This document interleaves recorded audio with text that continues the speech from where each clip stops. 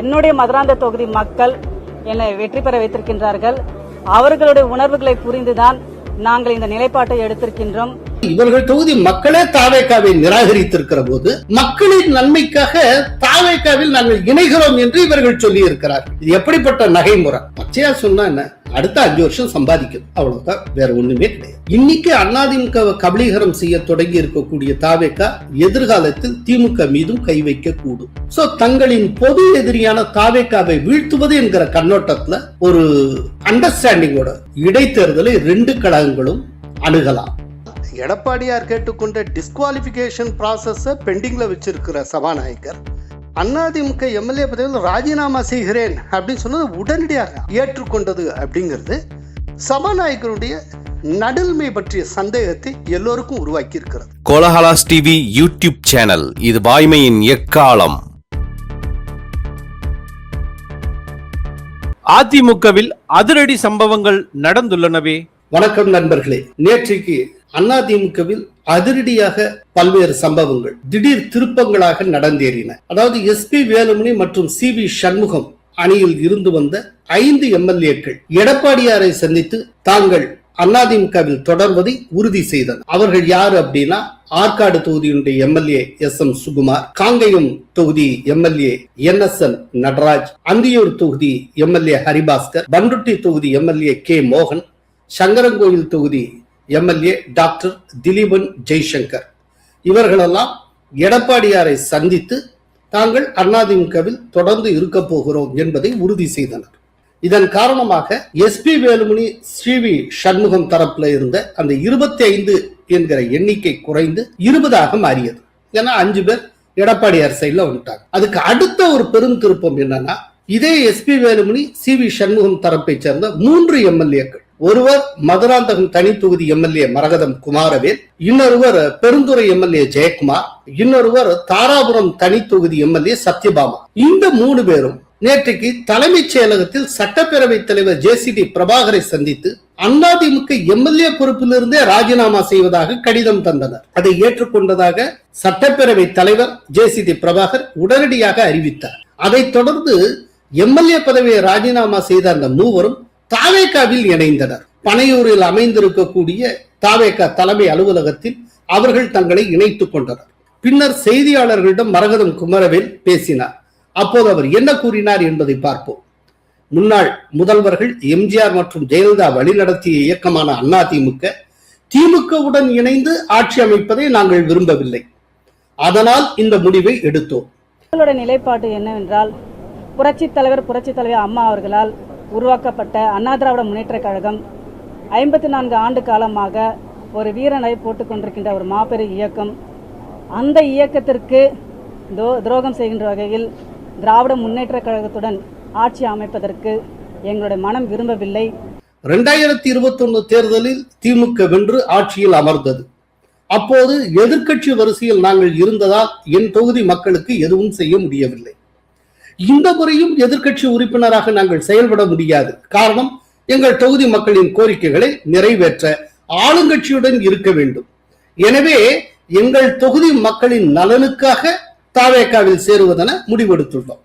நடந்து முடிந்த சட்டமன்ற தேர்தல் 2026 நாங்கள் மக்களை சந்திக்கின்ற பொழுது, கடந்த முறையும் நீங்கள் சட்டமன்ற உறுப்பினராக தேர்ந்தெடுத்த போது எதையும் நீங்க செய்யவில்லை, இந்த முறையாவது வெற்றி பெற வைக்கிறோம்.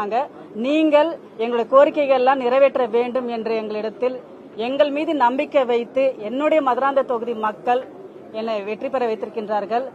அவர்களுடைய உணர்வுகளை புரிந்துதான் நாங்கள் இந்த நிலைப்பாட்டை எடுத்திருக்கின்றோம். இவங்க நலனுக்காக எடுக்கல, தொகுதி மக்களுக்காக. தன்னுடைய தொகுதி மக்கள் ரொம்ப கஷ்டப்பட்டுருவாங்களே, இப்ப என்ன பண்றது அப்படின்னு சொல்லி அவங்களுக்கு ஏதாவது நல்லது செஞ்சே ஆகணும் அப்படிங்கிற அந்த ஒரே காரணத்துக்காக ரொம்ப ஒரு புனிதமான முடிவை 3 பேரும் எடுத்திருக்கிறார்கள். தன்னுடைய தொகுதி மக்களின் நலனுக்காக அதிமுகவிலிருந்து தாவேகாவுக்கு போவது அப்படிங்கிற ஒரு முடிவை அவர்கள் எடுத்திருக்கிறார்கள். ரொம்ப ஆச்சரியமான விஷயம் என்னன்னா, இவர்கள் எந்த தொகுதியில் வெற்றி பெற்றார்களோ அந்த 3 தொகுதிகளிலும் தாவேகாவும் போட்டியிட்டது. ஆனால் அந்த மக்கள் தாவேகாவை நிராகரித்து, திமுகவை நிராகரித்து இரட்டை இலை சின்னத்தில் நின்று அதிமுக வேட்பாளர்களாக நின்று இந்த 3 பேரையும் தேர்ந்தெடுத்திருக்கிறார். மக்களே, அதாவது இவர்கள் தொகுதி மக்களே தாவேகாவை நிராகரித்திருக்கிற போது மக்களின் நன்மைக்காக தாவேகாவில் நாங்கள் இணைகிறோம் என்று இவர்கள் சொல்லி இருக்கிறார்கள். இது எப்படிப்பட்ட நகைமுறை? இதற்கிடையே அம்பாசமுத்திரம் அதிமுக எம்எல்ஏ இசக்கி சுப்பையா தன்னுடைய எம்எல்ஏ பதவியை ராஜினாமா செய்திருக்கிறார். அவர் நேர தலைமைச் செயலகத்துக்கு போனார். சபாநாயகரிடம் டைப் செய்யப்பட்ட தன்னுடைய ராஜினாமா கடிதத்தை கொடுத்தார். சபாநாயகர் டைப் செஞ்சதெல்லாம் வாங்க மாட்டேன், நீங்க கைப்பட எழுதித்தாங்க அப்படின்னாரு. அதைத் தொடர்ந்து அவர் அப்பவே கைப்பட தன்னுடைய ராஜினாமா கடிதத்தை எழுதித்தர அதை சபாநாயகர் பெற்றுக்கொண்டார். ஸோ இதன் மூலம் அதிமுகவிலிருந்து ராஜினாமா செய்திருக்கக்கூடிய எம்எல்ஏக்களுடைய எண்ணிக்கை 4ஆக உயர்ந்திருக்கிறது. சரி, இந்த முடிவு எடுத்ததற்கு எடப்பாடியார் சைடிலிருந்து ஒரு கடும் கண்டனம் வெளியிடப்பட்டிருக்கிறது. அது தலைப்பே என்னன்னா, கீழ்தளத்தில் ராஜினாமா, மேல்தளத்தில் கட்சியில் இணைப்பு. தமிழ்நாட்டில் கீழ்த்தரமான அரசியலை, குதிரை பேர கலாச்சாரத்தை அறிமுகப்படுத்திய தமிழக வெற்றி கழகத்துக்கு கடும் கண்டனம். சுத்த சுயம் பிரகாச தூய சக்தி என்று தன்னைத்தானே அறிவித்துக் கொண்டு அரசியலில் குறித்த திரையுலக பிரபலம் மக்களின் முழுமையான ஆதரவு தனக்கு கிடைக்கவில்லை என்கிற நிலையில் தான் அமைத்த பொய்க்கால் குதிரை ஆட்சியை காப்பாற்ற பல்வேறு தகுதிதத்த அரசியலில் ஈடுபட்டு வருவது வெட்கக்கேடான ஒன்றாகும். தமிழக அரசியல் வரலாற்றிலேயே இல்லாத வகையில் மோசமான ஒரு குதிரை பேர அரசியலை நடத்தி தான் அமைத்த மைனாரிட்டி ஆட்சியை காப்பாற்றிக் கொள்ள முனைவது கண்டு தமிழக மக்கள் எள்ளி நகையாடுகின்றனர். தமிழ்நாட்டில் மொத்தம் உள்ள 234 தொகுதிகளில் 126 தொகுதி மக்கள் தனக்கு எதிராக வாக்களித்துள்ளார்கள் என்பதை சிறிதும் உணராமல் தான் எந்த கட்சியை தீய சக்தி என்று வர்ணித்து களமாடினாரோ அந்த கட்சியின் தயவில் வெற்றி பெற்ற ஒரு சில கட்சிகளை தேடி போய் ஆதரவு கேட்டதும், அனைத்திந்திய அண்ணா திராவிட முன்னேற்ற கழகத்தின் சார்பில் போட்டியிட்டு வெற்றி பெற்ற சில சட்டமன்ற உறுப்பினர்களை சோஃபாவோடு போய் புஷ்பா படப்பாணியில் ஆதரவு பெற்றதும் ஒரு நேர்மையான அரசியல்வாதியின் செயலா என்று வாக்களித்த மக்கள் கேள்வி எழுப்புகின்றனர்.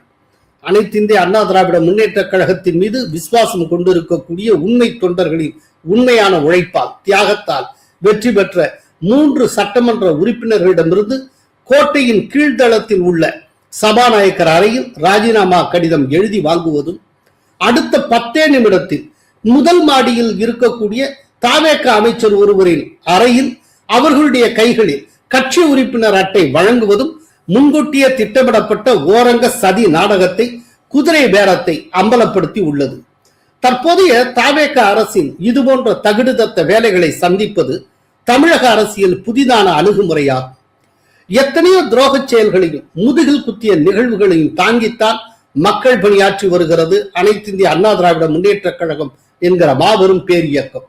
இந்த அரசுக்கு முட்டுக் கொடுக்கக்கூடிய சட்டமன்ற உறுப்பினர்களாக இருந்தாலும், தற்போது ராஜினாமா செய்துள்ளவர்களாக இருந்தாலும், திரைப்பிரபலத்தின் சின்னத்துக்கு எதிராக மக்கள் வாக்களித்துதான் வெற்றி பெற்றிருக்கிறார்கள் என்பதை மறந்துவிடக் கூடாது.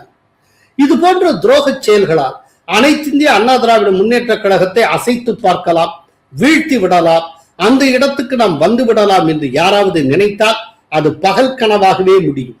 ஆட்சிகள் மாறினாலும் காட்சிகள் மாறவில்லை என்பது போல, பழைய முந்தையில் புதிய கள் என்பது போல, அடுத்தவர்களின் முதுகில் ஏறி பயணம் செய்வதில் தான் தங்களின் வாழ்வு இருக்கிறது என்று செயல்படும் புதிய கரகாட்ட கோஷ்டிக்கு தமிழக மக்கள் விரைவில் தக்க பாடம் புகட்டுவார்கள். எடப்பாடி கே பழனிசாமி அப்படிங்கிற ஒரு அறிக்கையும் வெளியிடப்பட்டிருக்கிறது. சோ இதெல்லாம் தான் நேற்றைக்கு அதிமுக சைட்ல நடந்திருக்கிற திடீர் திருப்பங்கள், முக்கியமான சம்பவங்கள். 4 பேர் திடீரென கட்சி மாற என்ன காரணம்? அந்த காரணம் சொல்லி மரகதம் குமரவேல் சொல்லியிருக்காங்க. ஒண்ணு, தன்னுடைய தொகுதி மக்களுக்காக உழைச்சே ஆகணும், ஏதாவது நல்லது செஞ்சே ஆகணும், நல்லது செய்யணும், தாவேக்காக்கு போகணும் அப்படின்னு சொல்லி தொகுதி மக்களுக்காகத்தான், எனக்காக இல்ல தொகுதி மக்களுக்காக அப்படின்னு சொல்லியிருக்காங்க. அப்புறம் இன்னொன்னு, டிஎம்கேயோட சேர்ந்து ஆட்சி அமைக்க அதிமுக திட்டமிட்டது, அந்த அப்படி ஆட்சி அமைக்கணும்னு நினைச்சது அதனால அப்படின்னு அவங்க சொல்லியிருக்காங்க. இல்ல, ஒரு விஷயம் என்னன்னா, முதல்ல அப்படி ஆட்சி அமைக்க நினைத்ததா இல்லையா, அதுக்கு என்ன ப்ரூஃப், யார் பேசினா, எதுவும் யாருக்கும் தெரியாது. அப்படி ஒண்ணு கிளப்பி விட்டாங்க. கிளப்பி விட்டது ஸ்டெபிலைஸ் ஆச்சு, இவ்வளவுதான். அதுக்கு எந்த ஆதாரமும் கிடையாது. எல்லாவற்றுக்கும் மேலாக அப்படி ஒரு முயற்சி மேற்கொள்ளப்பட்டதாக கூறப்பட்ட போது இவர்கள் இந்த முடிவையே எடுக்கல. வெளியில போறது, தாவேக்கால இணையிறது அப்படிலாம். ஆனால் ஒரு ஃப்ளோர் டெஸ்ட் நடந்து சீஃப் மினிஸ்டர் விஜய் நம்பிக்கை வாக்கெடுப்பு நடத்தி அந்த நம்பிக்கை வாக்கெடுப்புல எல்லாரும் வாக்களிச்சு 144 எம்எல்ஏக்கள் சப்போர்ட்டோட இந்த கவர்மெண்ட் ஸ்டெபிலைஸ் ஆனதுக்கு அப்புறம், கவர்மெண்ட் ஃபார்ம் ஆனதுக்கு அப்புறம், எல்லாமே முடிஞ்சதுக்கு அப்புறம் திடீர்னு இப்போ டிஎம்கே ஆதரவுடன் அதிமுக ஆட்சி அமைக்க இருந்தது. அதனால அப்படின்னா அப்படி முடிவெடுத்திருந்தால் அந்த டாக்ஸ் எப்போ வந்ததோ அப்ப முடிவெடுத்திருக்கணும். ஆனா அப்பதான் இல்லையே. இப்ப கவர்மெண்டே ஃபார்ம் பண்ணியாச்சு, ஸ்டெபிலைஸ் பண்ணியாச்சு, எல்லாமே முடிஞ்சது. இப்ப என்ன டிஎம்கே ஆதரவோட ஏடிஎம்கே ஆட்சி அமைச்சிருச்சா? அப்படி அமைச்சிருந்தா இது எம்ஜிஆர் கனவுக்கும் ஜெயலலிதாவுடைய அபிலாஷைகளுக்கும் எதிரான விஷயம் அப்படின்னு சொல்லிட்டு நீங்க வெளியில போகலாம். அப்படி எதுவும் நடந்துடல. இப்ப கண்ணுக்கு முன்னால தாவேகா தான் தன்னுடைய ஆட்சியை ஸ்டெபிலைஸ் பண்ணிருக்கு. 108 உறுப்பினர்களா இருந்தவங்க நம்பிக்கை வாக்கெடுப்பின் மூலம் 144 எம்எல்ஏக்கள் ஆதரவு பெற்றிருக்கிறதுங்க நிரூபிக்கப்பட்டிருக்கு. எல்லாமே முடிஞ்சாச்சு. அப்புறம் திடீர்னு இப்ப சம்பந்தமே இல்லாம ஏதோ டிஎம்கே சப்போர்ட்டோட ஏடிஎம்கே ஆட்சி அமைக்க முயன்றதுன்னா பொருத்தமே இல்லாம இருக்கே. என்ன ஒரே ஒரு விஷயம்னா, தன்னையும் அறியாமல் ஒரு விஷயத்தை மரகதம் குமரவேல் சொல்லியிருக்காரு. நாங்க ஏற்கனவே 5 வருஷம் எதிர்கட்சி வரிசையில இருந்துட்டோம், திரும்பியும் எதிர்கட்சி வரிசையில உட்கார முடியாது. அப்படி கடந்த 5 வருட காலமாக எந்த ஒரு மக்கள் எங்கள் மீது நம்பிக்கை வைத்து வாக்களித்து வெற்றி பெற வைத்தாங்க. ஆனால் எங்களால் அவருடைய கோரிக்கைகள் நிறைவேற்ற முடியவில்லை. அதிகார அளவிலும் திராவிட முன்னேற்ற கழகம் ஆட்சியில் இருந்தார்கள். இந்த முறையும் நாங்கள் எதிர்கட்சியாக செயல்பட முடியாது. பச்சையா சொல்லணும்னா சம்பாதிக்கிறது, அவ்வளவுதான். எதிர்கட்சி வரிசையில உட்காந்துட்டா எப்படி சம்பாதிக்கிறது? உடனே அதுக்காக இவங்களுக்கு ஏதாவது மினிஸ்டர் போஸ்ட் கிடைச்சிருமா? அதுவும் கிடைக்காது. ஏன்னா தமிழ்நாட்டை பொறுத்த அளவுல 35 பேருக்கு தான் மினிஸ்டர் போஸ்ட் வழங்க முடியும். ஏன்னா ஒவ்வொரு மாநிலத்தினுடைய டோட்டல் எம்எல்ஏக்கள் ஸ்ட்ரென்த் என்னவோ அதுல 15% பேருக்கு தான் அமைச்சர் பதவியை வழங்க முடியும். சோ 35 ஃபில்லப் ஆயிடுச்சு. இந்த மூவர்ல ஒருவருக்கு கூட அமைச்சர் பதவி கிடைக்க போறது கிடையாது. ஆனால் என்ன அப்படின்னா, ஆளுங்கட்சிக்குள்ள நாளைக்கு ஒருவேளை இந்த அவங்க ரிசைன் பண்ணக்கூடிய தொகுதிகளில் இடைத்தேர்தல் வரும். அதுல தாவேகா வேட்பாளர்களா இந்த 3 பேரும் போட்டியிடுவாங்க. ஒருவேளை ஜெயிச்சாச்சு அப்படின்னா அவங்க ஏதாவது வாரிய உறுப்பினர்கள், அது இது வாரிய தலைவர், ஏதாவது பதவி வாங்கிட்டு இங்க சம்பாதிக்கலாம். ஒருவேளை ஜெயிக்கலைன்னே வச்சுப்போமே, ஜெயிக்கலைனாலும் தாவேக்கால இருந்துட்டு அடுத்த 5 வருஷம் ஆளுங்கட்சி பிரமுகர் அப்படிங்கிற முறையில ஏதாவது வண்டியை ஓட்டலாம்ல. ஒண்ணுமே சம்பாதிக்காம போறதுன்னு ஒண்ணு இருக்காது இல்ல. எப்படினாலும் ஏதோ சம்பாதிக்கலாம். இப்பவே பாத்தீங்கன்னா தாவேகா சேர்ந்த பல நிர்வாகிகள் மேல பலவிதமான புகார்கள் வருது. திடீர்னு கட்சிக்காரங்க ஏதோ செங்கல் சூளைக்கு போறாங்க, போயிட்டு என்ன எங்களுக்கு பணம் தரீங்களா இல்லையா, அந்த மண்ணுடைய ஸ்டாண்டர்ட் சரியில்லை அப்படி இப்படிலாம் ஏதோ சொல்றாங்களா?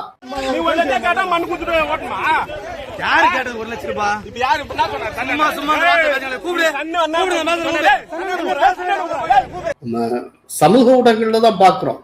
இது உண்மையாக இருந்தால் வருத்தத்துக்குரிய விஷயம்.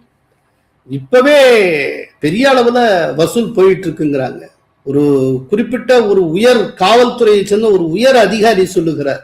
என்னன்னா, ஒரு சாதாரண கான்ஸ்டபிள் இருந்து டிஎஸ்பி வரைக்குமான டிரான்ஸ்பரே இப்ப டைரக்டா தாவேக்காவுடைய டிஸ்ட்ரிக்ட் செக்ரட்டரி தீர்மானிக்கக்கூடிய இடத்துக்கு வந்துருச்சு. அந்த மாதிரிலாம் போயிட்டு இருக்குன்னு நாங்க கேள்விப்படுறோம் அப்படிங்கிறாரு. இப்ப அவர் சொன்னது உண்மையாக இருந்தால் அநேகமா டிஎம்கே காட்டிலும் மோசமான ஆட்சியை அடுத்த ஒரு 6 மாசத்துக்குள்ள இவங்க தந்துருவாங்க. நம்ம எல்லாருமே பார்த்துருவோம். இப்படித்தான் போயிட்டு இருக்கு. அப்படிங்கிறப்ப இந்த 3 பேருடைய நோக்கம் என்னவா இருக்கும்? சம்பாதிக்கிறதுக்கு வழி பார்த்துட்டாங்க. இதான் பச்சையா சொல்லணும்னா இதுதான். இது ஏதோ பெரிய தன்னுடைய தொகுதியின் நன்மைக்காக, தன்னுடைய தொகுதி மக்களுக்காக அப்படின்னா, மக்களை இவ்வளவு தூரம் மதிக்கக்கூடியவங்க மக்களுடைய உணர்வை மதிக்கணும்ல. அந்த மக்கள் தான் மரகதம் குமரவேலை தங்களுடைய எம்எல்ஏவா தேர்ந்தெடுத்து அனுப்பிச்சிருக்காங்க. இத்தனைக்கும் மரகதம் குமரவேலுக்கு எதிராக தாவேகா வேட்பாளரும் போட்டியிட்டார், டிஎம்கே வேட்பாளரும் போட்டியிட்டார். 2 பேரையும் நிராகரிச்சுட்டு அதிமுகவை சார்ந்த மரகதம் குமரவேலை அவருடைய சின்னமான இரட்டை இலையத்துல முத்திரை குத்தி நீங்க சட்டப்பேரவைக்கு போங்கன்னு அனுப்பிச்சிருக்காங்க. சோ தாவேகாவையும் நிராகரிச்சுட்டு தான் அந்த மக்கள் மரகதம் குமரவேலை அனுப்பிச்சிருக்காங்க. அப்படின்னா இந்த மக்களுடைய உணர்வுக்கு மதிப்பு தரணும்னா என்ன செய்யணும்? தன்னுடைய தொகுதி மக்களால் நிராகரிக்கப்பட்ட தாவேகால சேர்றதுதான் அந்த மக்களுடைய உணர்வை மதிக்கிறதா? இதுக்கு காரணம் என்னன்னா, ஆளுங்கட்சியோட இருந்தா தான் தொகுதிக்கு ஏதாவது நன்மை செய்ய முடியும். இப்ப எடப்பாடியார் சொல்லி இருக்கிற மாதிரி 126 தொகுதியில தாவேகாவை மக்கள் நிராகரித்து இருக்கிறார்கள். அப்படின்னா இந்த 126 தொகுதியையும் இந்த அரசு கவனிக்காதா? இந்த 126 தொகுதிகளுக்கும் இந்த அரசு எந்த நன்மையும் செய்யாதுங்கிறத மறைமுகமாக சுட்டி காட்டுகிறாரா மரகதம் குமரவேல்? எங்கெல்லாம் தாவேக்கா ஜெயிச்சிருக்கோ அங்க மட்டும்தான் அவங்க நலப்பணிகளை கொண்டு போவாங்களா? இப்ப தாவேக்கா அரசுங்கிறது என்ன? ஜெயிச்ச தொகுதிகளுக்கு மட்டுமே உண்டான அரசா, இல்லாட்டி தமிழ்நாட்டுக்கே ஆன அரசா? வளர்ச்சி திட்டங்கிறது எல்லாத்துக்கும் உண்டானது தானுங்க. திட்டங்கள், திட்ட பயன்கள் அத்தனை பேருக்கு உண்டானது தானே. அதுக்கு ஆளுங்கட்சியில இருந்தா தான் நன்மை செய்ய முடியும்னு ஒரு முடிவுக்கு வந்துட்டா பேசாம எலெக்ஷன் முடிஞ்சதுக்கு அப்புறம் அத்தனை எதிர்கட்சி எம்எல்ஏக்களும் ஆளுங்கட்சி எதுவோ அங்க போய் ஜாயின் பண்ணிட வேண்டியதுதான் மொத்தமா. ஏன்னா தன்னுடைய தொகுதி மக்களின் நன்மைக்காக அப்படின்ட்டு போயிட்டே இருக்கலாம். இது பேர் ஆரம்பா? இது ஒரு ஆர்கியூமெண்டா? சோ அதான் நான் சொல்றேன், இல்ல பச்சையா சொன்னா என்ன, அடுத்த 5 வருஷம் சம்பாதிக்கணும், அதுக்காக தேர்வு செஞ்சுட்டார், அவ்வளவுதான், வேற ஒண்ணுமே கிடையாது. இப்போது எஸ்பி வேலுமணி, சிவி சண்முகம் தரப்பில் இருக்கும் எம்எல்ஏக்கள் அமைதியாக இருக்கிறார்களே, அவர்கள் என்ன செய்ய போகிறார்கள்? சிவி சண்முகம், எஸ்பி வேலுமணி தரப்புல மொத்தம் 25 பேர் இருந்தாங்க. 5 பேர் எடப்பாடி சைடு போயிட்டாங்க, 3 பேர் தாவேக்காக்கு போயிட்டு இருக்காங்க. இப்போ அவங்க சைடு 17 பேர் இருக்காங்க. இந்த 17 பேர் இப்போது வரை மௌனம் காக்கிறார்கள். ஒருவேளை இந்த 17 பேர்ல பலர் மீண்டும் எடப்பாடி சைடே போயிடலாம், அதற்கு வாய்ப்பு இருக்கு. இப்ப ஏற்கனவே எஸ்பி வேலுமணி என்ன சொல்லியிருக்காங்கன்னா, எங்களுடைய பொதுச் செயலாளர் இப்பவும் இபிஎஸ் தான், அவர்கிட்ட தான் நாங்க பொதுக்குழு கூட்டுங்கன்னு சொல்லி கோரிக்கை எல்லாம் விடுத்தோம், வேற ஒண்ணும் இல்லை. மற்றபடி இது எங்க கட்சிக்குள்ள பிளவு கிடையாது, கருத்து வேறுபாடு மட்டுமே அப்படிலாம் சொல்லியிருக்கிறார். எங்களை பொறுத்தளவுக்கு நாங்கள் இதுவரையிலும் இன்னைக்கு எல்லாம் நான் பேசும்போது சரி, எங்களது அமைப்பு செயலாளர் அண்ணன் பேசும்போது சரி, நாங்கள் எங்களை பொறுத்தளவுக்கு இன்னைக்கு பொதுச் செயலாளர் அண்ணன் எடப்பாடியார் தான். அநேகமா இல்ல அத்தனை பேருமே ஏடிஎம்கே நோக்கி திரும்ப வாய்ப்பு இருக்கு. இது ஒரு சான்ஸ். இன்னொரு சான்ஸ், இப்போ மரகதம் குமரவேல் உள்பட 3 பேர் தங்களுடைய எம்எல்ஏ பதவியை ரிசைன் பண்ணிட்டு தாவேக்கால சேர்ந்திருக்காங்க இல்லையா?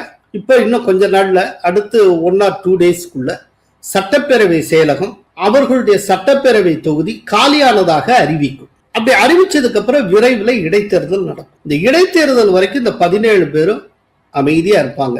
இடைத்தேர்தல் என்ன ரிசல்ட் வருது பார்ப்போம். இப்போ ஒருவேளை அந்த இடைத்தேர்தல் முடிவு தாவேக்காவுக்கு சாதகமா வருது, அதிமுகவுக்கு பாதகமா வருது அப்படின்னா, இந்த 17 பேரும் இதே வழியை பின்பற்றி தாவேக்கா பக்கம் போய் சேர்ந்துடலாம். சேர்ந்து தாவேக்காவுடைய எம்எல்ஏக்களாகி அவங்க தாவேக்கா எம்எல்ஏக்கள் அப்படிங்கிற பேர்ல உட்கார்ந்துகிட்டு இருக்கலாம். ஆனா இதுல ஒரு பிரச்சனை இருக்கு. என்னன்னா, தாவேக்கா எம்எல்ஏ ஆனாலும் அவர்களால் அமைச்சர்களாக முடியாது.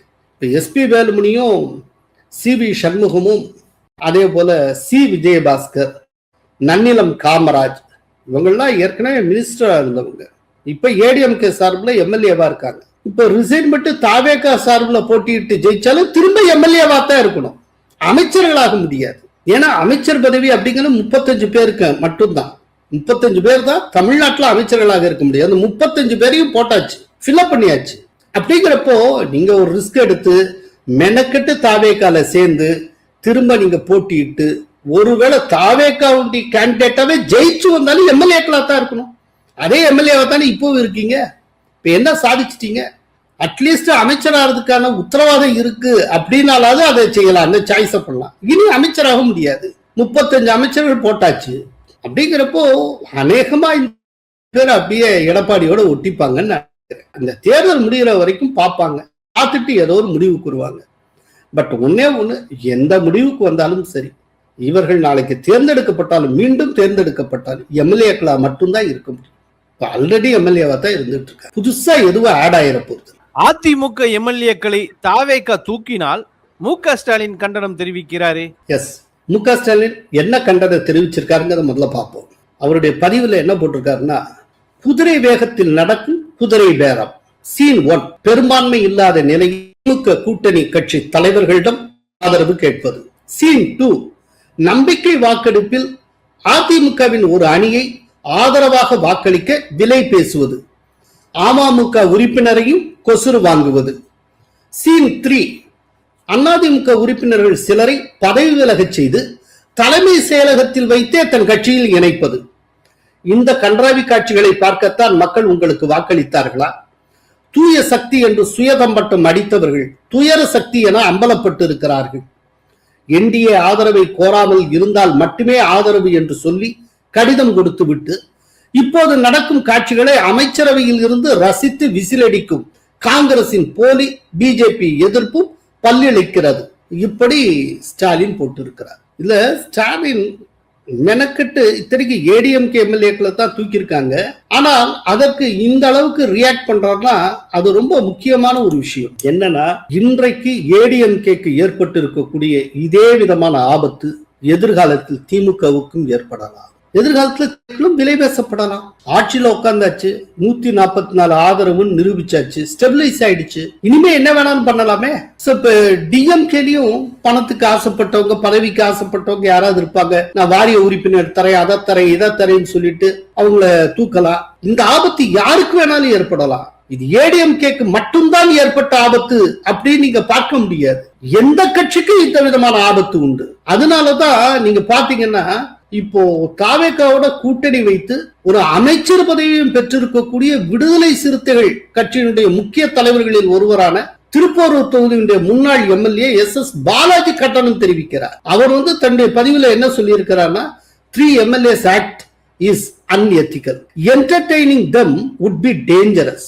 அதாவது 3 எம்எல்ஏக்களுடைய செயல்பாடு, இந்த நடவடிக்கை அறமற்றது. அதே நேரத்துல அவங்கள இந்த மாதிரி செய்யறதுக்கு என்கரேஜ் பண்றது அப்படிங்கிறது ஆபத்தானது.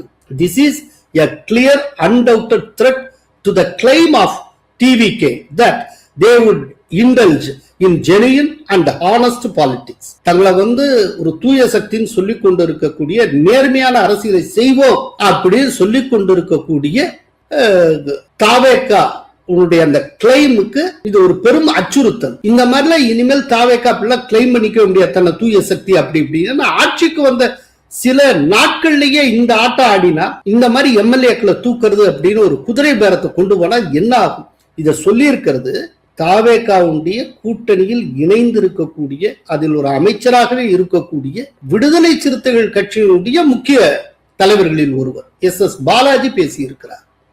அப்படின்னா எல்லாருக்குமே அந்த அச்சம் வந்தாச்சு.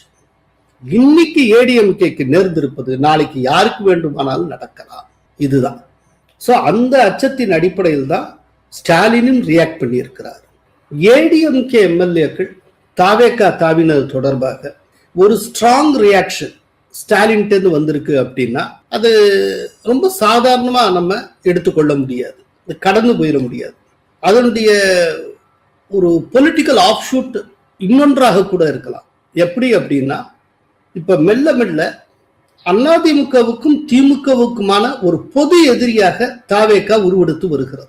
இன்னைக்கு அதிமுகவை கபலீகரம் செய்ய தொடங்கி இருக்கக்கூடிய தாவேகா எதிர்காலத்தில் திமுக மீதும் கை வைக்க கூடும். இந்த பார்வை திமுகவிடமும் இருக்கிறது. அப்படிங்கிறப்போ இப்ப இடைத்தேர்தல் வருது அப்படின்னா இந்த 3 தொகுதிகளுக்கு மட்டும் வரப்போறது இல்லை, திருச்சி கிழக்குக்கும் சேர்த்தே தான் வரும். அப்ப 4 தொகுதி இடைத்தேர்தல் நடக்கும். இப்ப 4லையும் ஒருவேளை தாவேகா ஜெயிச்சுச்சு அப்படின்னா தாவேகா இன்னும் பலம் கூடிவிடும். அதை பற்றின ஒரு பார்வை, பிம்பம் வேற ஒரு லெவல்ல இருக்கும்.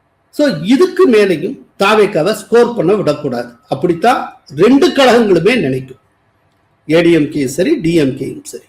சோ தங்களின் பொது எதிரியான தாவேகாவை வீழ்த்துவது என்கிற கண்ணோட்டத்துல ஒரு அண்டர்ஸ்டாண்டிங்கோட, ஒரு விட்டு கொடுத்தலோடு இடைத்தேர்தலை 2 கழகங்களும் அணுகலாம்.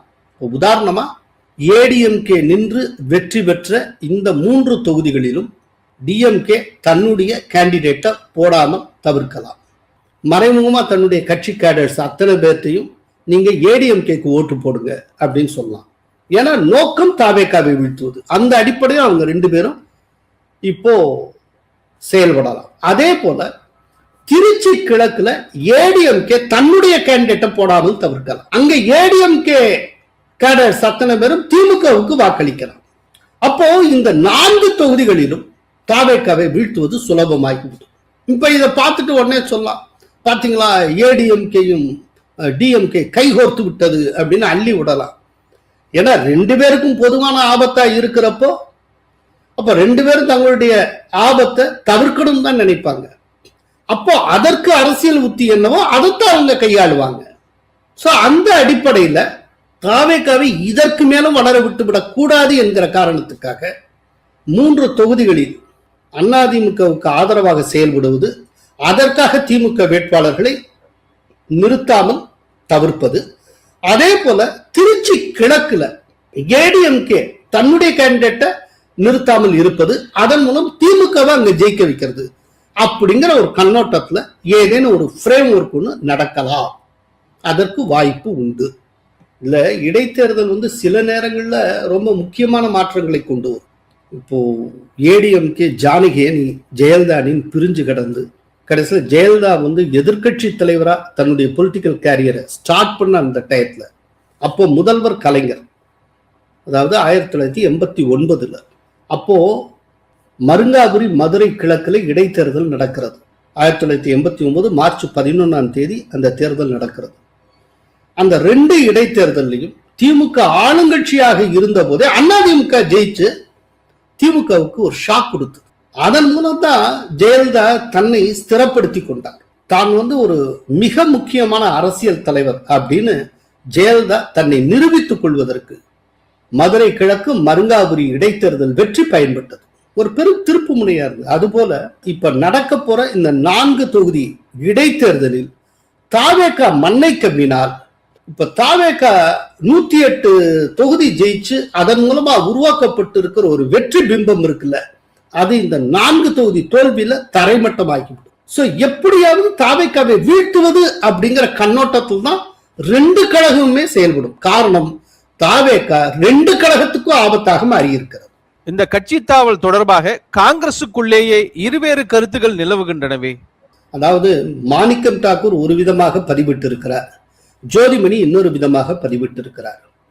மாணிக்கம் தாக்கூர் இந்த குதிரை பேரத்தை அங்கீகரிக்கிறார்.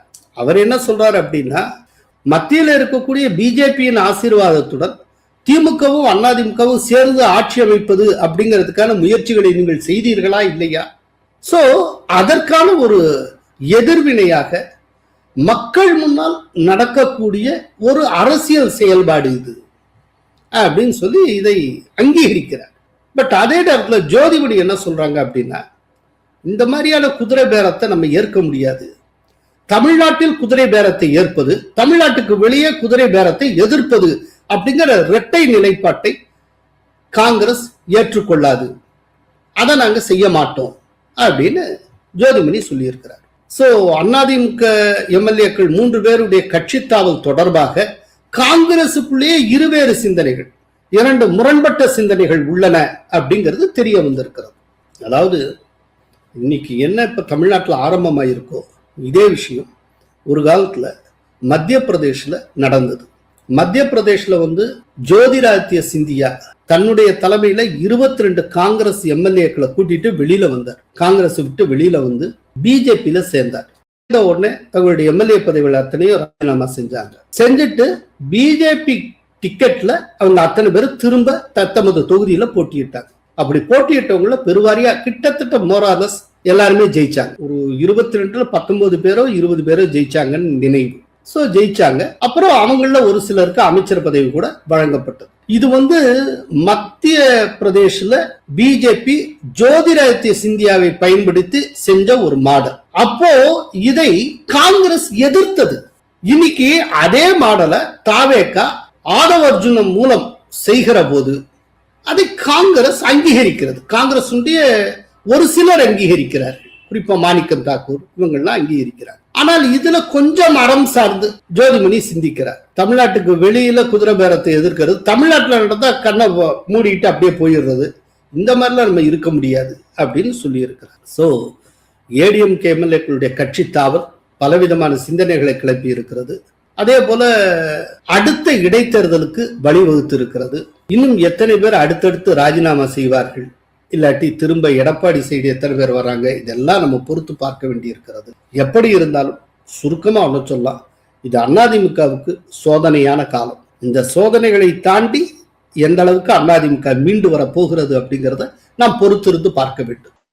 3 பேரின் ராஜினாமா கடிதத்தை ஏற்றுக்கொண்டதாக சபாநாயகர் சொல்லி இருப்பது சட்டப்படி சரியா?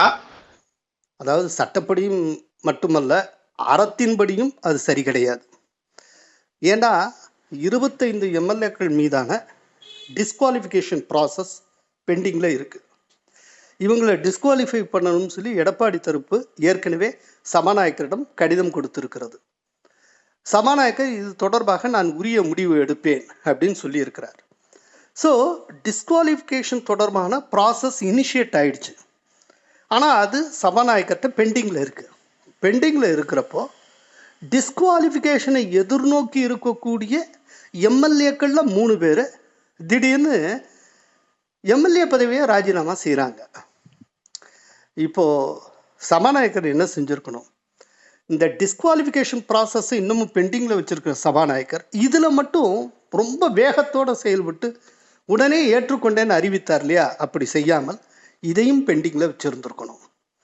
அதாவது ஏற்கனவே டிஸ்குவாலிஃபிகேஷன் சம்மந்தப்பட்ட ப்ராசஸ் போயிட்டுருக்கு, அது என் டேபிளில் பெண்டிங்கில் இருக்குது. அப்படிங்கிறப்போ உங்களுடைய ராஜினாமா தொடர்பாக உடனடியாக என்னால் முடிவெடுக்க முடியாது.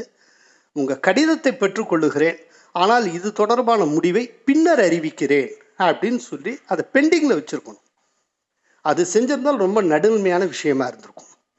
ஆனால் எடப்பாடியார் கேட்டுக்கொண்ட டிஸ்குவாலிஃபிகேஷன் ப்ராசஸை பெண்டிங்கில் வச்சிருக்கிற சபாநாயகர் அதிமுக எம்எல்ஏ பதவியில் ராஜினாமா செய்கிறேன் அப்படின்னு சொன்னது உடனடியாக ஆன் த ஸ்பாட் ஏற்றுக்கொண்டது அப்படிங்கிறது சபாநாயகருடைய நடுநிலைமை பற்றிய சந்தேகத்தை எல்லோருக்கும் உருவாக்கி இருக்கிறது. இப்போ என்ன ஆகும்னா, சபாநாயகருடைய இந்த முடிவை எதிர்த்து சேலஞ்ச் பண்ணி கோர்ட்டுக்கு போவாங்க. அப்போ கோர்ட்டுக்கு போகிறப்போ அதனுடைய இன்டர்பிரிட்டேஷன் சபாநாயகர் பெரியவரா, சட்டப்பேரவை பெரியதா, நீதிமன்றம் பெரியதா, இப்படியெல்லாம் போய் நிற்கும். இது தேவையே இல்லாத ஒரு சட்ட சர்ச்சையை சபாநாயகர் உருவாக்கி இருக்கிறார். இதை ரொம்ப சிம்பிளாக அவாய்ட் பண்ணியிருக்கலாம். ஜஸ்ட் இவர்களுடைய ராஜினாமா கடிதத்தையும் பெண்டிங்கில் வச்சுருந்துருக்கலாம். கொஞ்சம் முடிவெடுக்கிறத ஆற போட்டிருக்கலாம்.